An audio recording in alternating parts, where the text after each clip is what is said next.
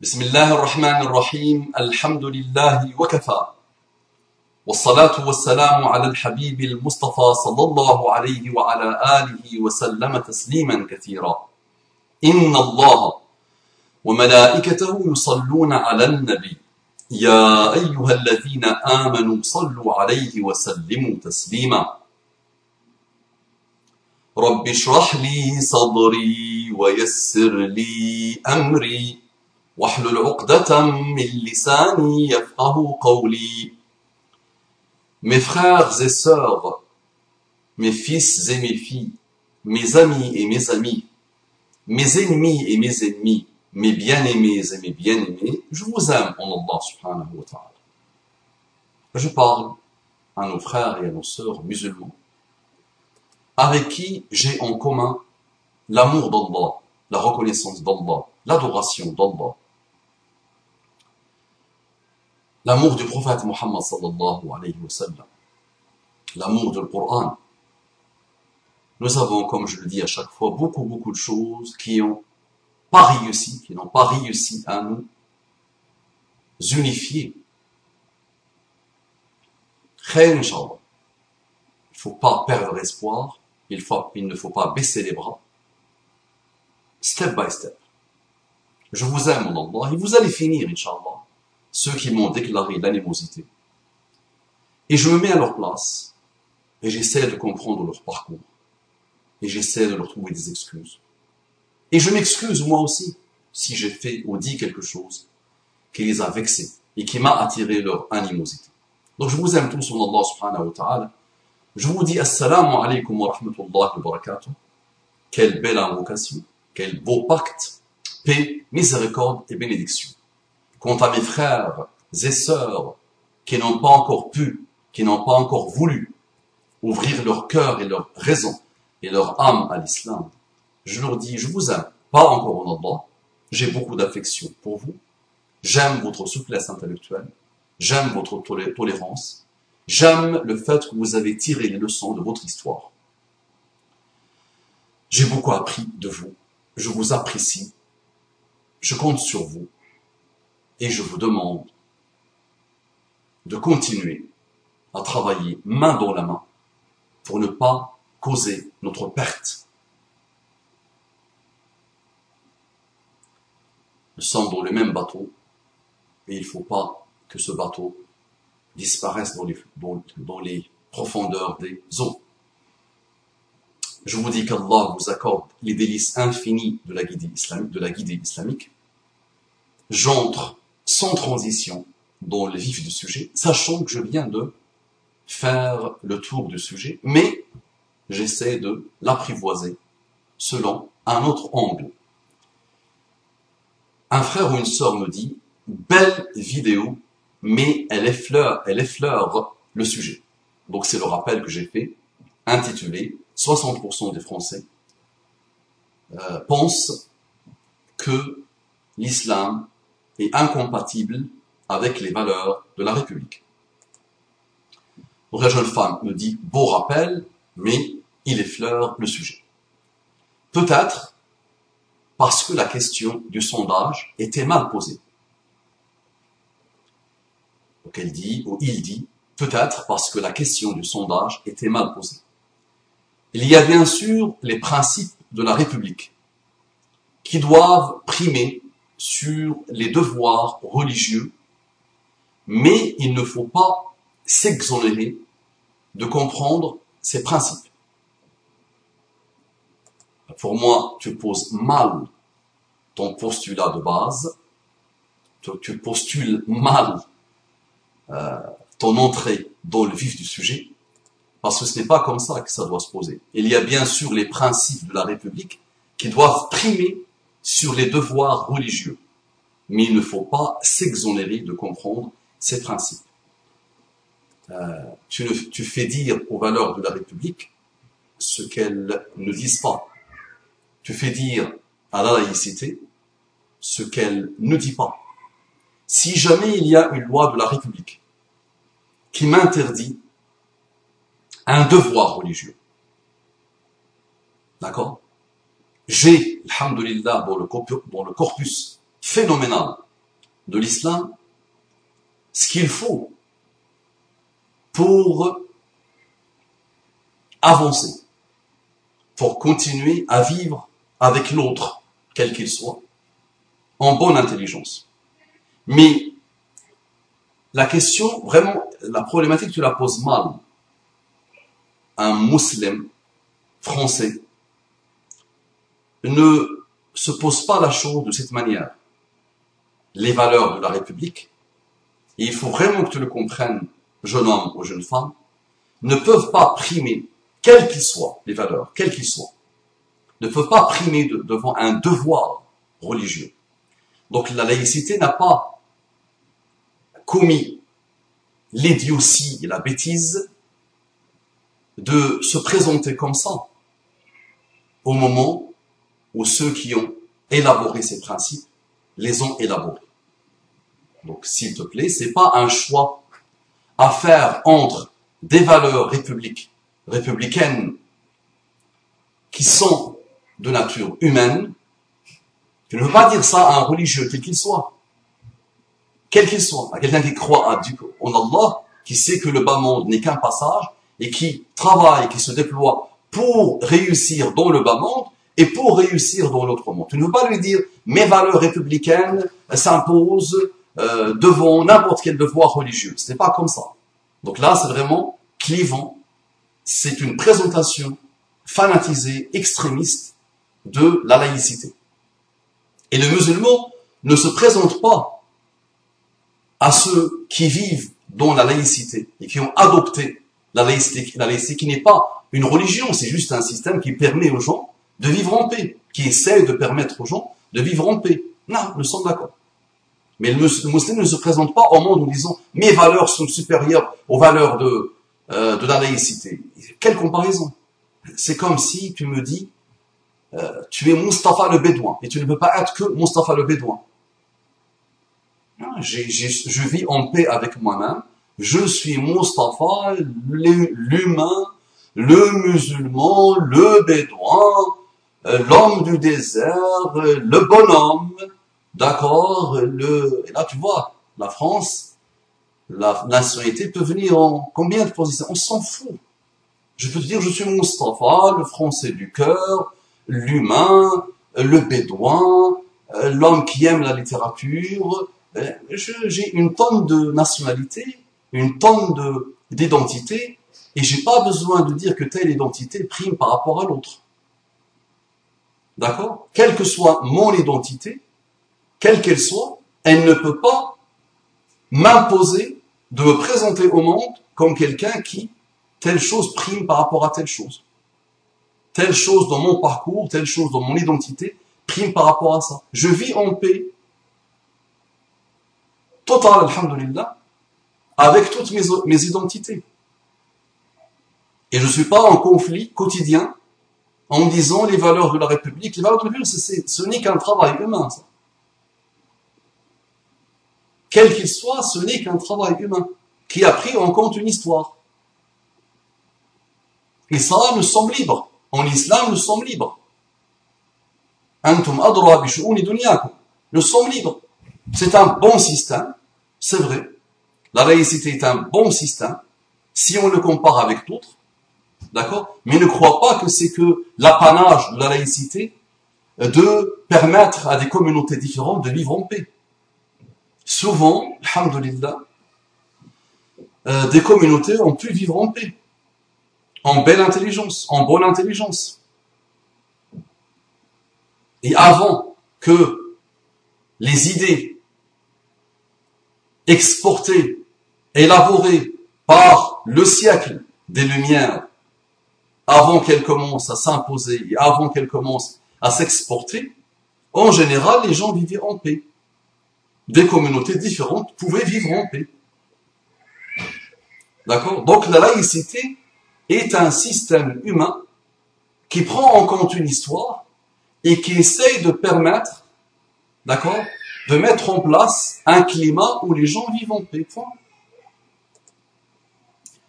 La laïcité doit comprendre ces principes. Bah, toi aussi, si tu penses que ton système humain prime avant toute, par rapport à toutes les identités d'un être humain, peut-être même par rapport à sa propre humanité, avant de parler de sa religion et de sa religiosité, ben, il faut aussi que tu essayes, puisque tu vis avec ces gens, tu essayes aussi de comprendre un peu leur manière de voir et le pourquoi du comment de leur vie.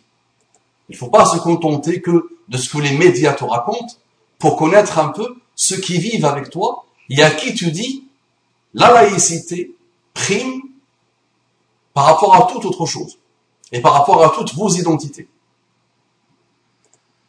La laïcité, par exemple, a été pensée pour éviter que des individus aux identités multiples, nationalités, virgule, religion, ne s'affrontent. Très bien.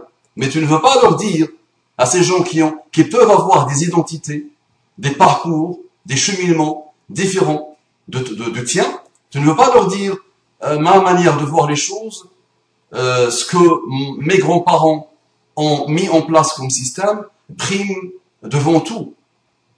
Tu ne veux pas leur dire ça. D'accord?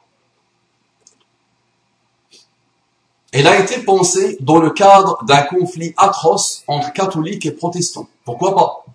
Je te mets au défi de faire la distinction dans le métro entre un athée, un agnostique, un catholique, un protestant, un adepte de Raël ou un scientologue. La laïcité n'est pas ça, n'est pas cette définition que tu lui donnes. D'accord? Ce n'est pas ça. Ce n'est pas que tout le monde est dans le même moule. Ça, c'est le début du fanatisme laïcard. Et crois-moi, ma sœur ou mon frère, beaucoup d'hommes politiques, beaucoup de femmes politiques, beaucoup d'universitaires, beaucoup de responsables sont tombés dans l'extrémisme religieux laïcard. L'extrémisme athée, matérialiste, laïcard. D'accord? Donc ce n'est pas ça la laïcité. C'est pas que tout le monde soit habillé pareil, croit aux mêmes valeurs, priorise les mêmes valeurs. Ce n'est pas ça la laïcité. Donc va étudier un peu ta laïcité parce que tu ne la connais pas bien. Le problème, c'est que ce principe est détourné par celui de la liberté individuelle. Et c'est clair que je veux défendre le droit de porter un jean rose et une chemise à fleurs. Parce qu'il n'y a aucune revendication communautaire, ça n'inspirera au pire que la moquerie. Ok, pourquoi pas? Je veux aussi défendre le droit de porter un voile, mais je ne veux pas m'empêcher d'associer cette liberté à un signe ostentatoire de marquer sa différence. Et c'est là le mal. Et c'est là le début de la fin, malheureusement, pour la tolérance française. C'est vraiment le moment fatidique, malheureusement, crucial, le tournant dans la France que j'ai aimée. C'est exactement ça. C'est vrai, ça résume tout ton message, malheureusement. Donc par rapport au jean, ok. Par rapport à n'importe quel type d'habit, pas de problème. Et souvent, ce type d'habit, n'importe quel habit, souvent, subhanallah, dans les temps modernes, est issu d'une religiosité, quelle qu'elle soit, athée ou autre. Parce que tout est devenu religion, malheureusement. L'athée impose ce qu'il veut. Travaille à longueur de journée pour mouler tout le monde dans le même moule. Pour qu'il n'y ait plus de culture. Pour qu'il n'y ait plus de différence. Pour qu'il n'y ait plus de religion. Pour qu'il n'y ait plus d'identité. Qu'il y ait des adorateurs. Qui vénèrent matin et soir la consommation. La surconsommation.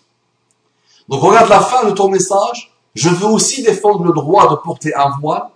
Mais je ne veux pas m'empêcher d'associer cette liberté à un signe ostentatoire de marquer sa différence. Et qui te le dit? N'importe quelle femme, et tu n'as vu que le voile malheureusement. Et les musulmans aussi vous ont défini leur religion et leurs valeurs en vous présentant leur religion qu'avec un voile. Ou, le contraire aussi, vous avez résumé les Français musulmans à un voile. Et vous vous êtes aveuglés. Et vous vous êtes voilés l'âme. et le cœur et la raison. N'importe quel musulman, madame ou monsieur, qui fait un acte qui doit initialement être fait pour Allah, il le fait avec une autre niya, avec une autre intention. Il aura associé à Allah à un système.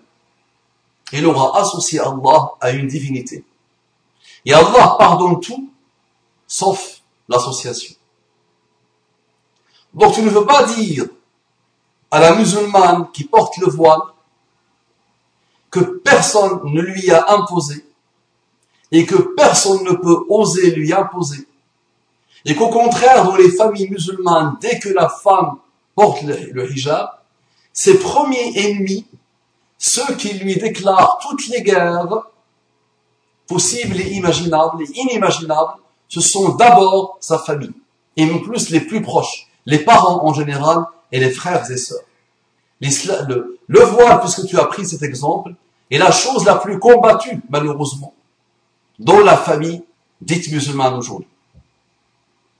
La famille dite musulmane aujourd'hui aime que ses enfants soient dans la futilité, à prioriser le bas monde, à œuvrer pour le bas monde, à ne pas se casser la tête avec un voile ou avec des signes que tu appelles signes ostentatoires. Donc sache que cette jeune femme, de laquelle on parle tout le temps, mais à qui on ne donne jamais la possibilité de s'exprimer et de s'expliquer, sachant qu'elle n'a même pas à s'expliquer, mais au moins de vous expliquer à vous, puisque vous vivez avec elle, et puisque vous n'arrêtez pas de lui dire qu'elle est soumise à l'autorité d'un père ou d'un mari ou d'un frère. Donc, on demande l'avis aux pires créatures d'Allah, et on leur demande de parler au nom de cette femme, mais on oublie de lui demander à elle. Je te dis, moi, jeune femme, que cette femme, quand elle porte le voile, elle ne le porte pas pour exprimer ostentatoirement, de manière ostentatoire, sa différence. Ostentatoirement, c'est ça? Ostentatoirement. Elle ne le fait pas pour ça. C'est une niya mauvaise. C'est une intention mauvaise, celle-là. Donc il n'est pas là pour se battre avec un système, laïcard ou autre. Elle n'est pas là, elle ne le fait pas pour des raisons politiques, pour marquer sa différence. Au contraire, ça ne lui attire que des problèmes, ça. Elle est éprouvée. Combien de femmes ont été condamnées à quitter l'école?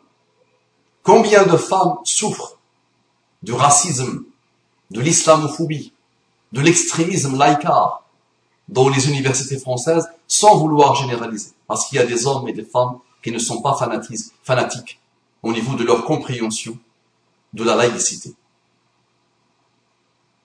D'accord? Donc, la pression ne finit toujours par provoquer l'explosion, loi de la physique. Donc cette laïcité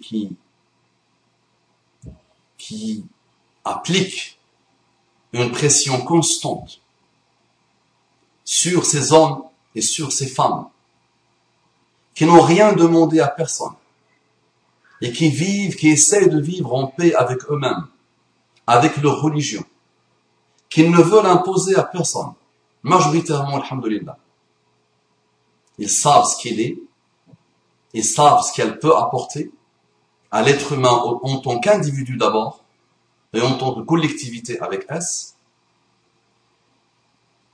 Ils ne veulent pas marquer leur différence. Ils se sentent bien français, ils aiment leur pays,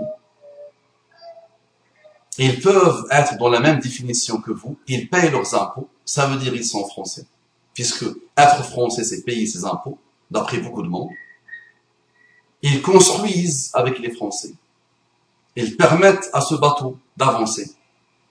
Ils ne se comportent pas avec le français, sachant qu'eux-mêmes sont français, donc ils ne se comportent pas avec le non-musulman en disant c'est un non-musulman. Ma seule relation avec lui, c'est le fait que moi je suis musulman et lui il est non-musulman, et tout ce que je fais avec lui, c'est que par rapport à ça, non. Et il y a des non-musulmans qui ont comme meilleur ami des musulmans. Il y a des musulmans qui aiment leurs amis non-musulmans plus que tous ceux qu'ils ont rencontrés dans leur vie. D'accord? Maintenant, l'islam, si tu ne le connais pas, si tu veux maintenant comparer l'islam à la laïcité, d'accord? L'islam, c'est plus de 1400 ans de civilisation. L'islam s'est intégré dans la totalité des pays. Un Anglais vient en France, il peut ne pas comprendre la laïcité à la française. Elle est unique dans le monde. L'Américain peut ne pas comprendre cette laïcité à la française. Peut la trouver bizarre, obtus, têtue, arrogante. Le Suédois peut ne pas la comprendre. Peut trouver ça bizarre. Mais si tu veux comparer, madame, sachant qu'on ne peut jamais comparer. J'aime toujours donner l'exemple de as-sayf aqta'u min al-'asa. Est-ce que quelqu'un peut se permettre de dire cela? Le sabre coupe mieux que le bâton. En le disant, il insulte le sabre. On ne veut pas faire ça. Tu compares l'incomparable. Donc, madame, l'islam, c'est un système tellement puissant, tellement riche, tellement renouvelable, qui a traversé les siècles, qui a traversé les endroits, qui a traversé les époques, et qui a réussi à s'installer au fin fond de l'Inde, au fin fond de la Chine, au fin fond de l'Indonésie, au fin fond de l'Europe, au fin fond de l'Afrique, partout dans le monde, dans n'importe quel type de milieu, dans n'importe quel type de société. La laïcité, c'est hier ou avant-hier, ça. Et malgré ça, tu vois, malgré ça, le musulman ne tombe même pas dans ce travers de comparer qu'est-ce qui prime devant les autres, devant le système, quel qu'il soit. Quel que soit le système, il est bien, il ne peut être que islamique. Donc ta laïcité, il y a des choses bien en elle, donc elle ne peut être que islamique. Elle ne peut que essayer de tendre vers la pureté et la perfection islamique. Parce que nous sommes libres. Allah nous a donné une raison. Et il nous a dit, allez, avancez avec votre raison. Utilisez-la. Essayez d'exceller dans tous les domaines de la vie. L'islam ne vous impose pas une manière de voir les choses, une manière de gouverner, une manière de manager, une manière de gérer, une manière d'organiser, une manière de gouverner. L'islam, non, non, non. Il est loin de ce type de préoccupations qui ne peuvent que le rendre humain, si jamais il était comme ça. L'islam est énorme, ouvert, large, vaste, infini, et qui est doté d'outils d'une puissance inégalée et inexistence, d'adaptabilité, d'ouverture, de souplesse intellectuelle. Ça marche, j'espère que tu as compris ce que j'essaie de te dire. Une laïcité fanatisée ne peut que provoquer le mal. Une forme d'islam fanatisé ne peut que provoquer le mal. Et l'islam ne peut pas être fanatisé. C'est les musulmans qui se fanatisent malheureusement et qui se sectarisent. Et c'est vrai, tu trouves chez les laïcars des fanatiques encore pires que les musulmans. Assalamu alaikum wa rahmatullahi wa barakatuh.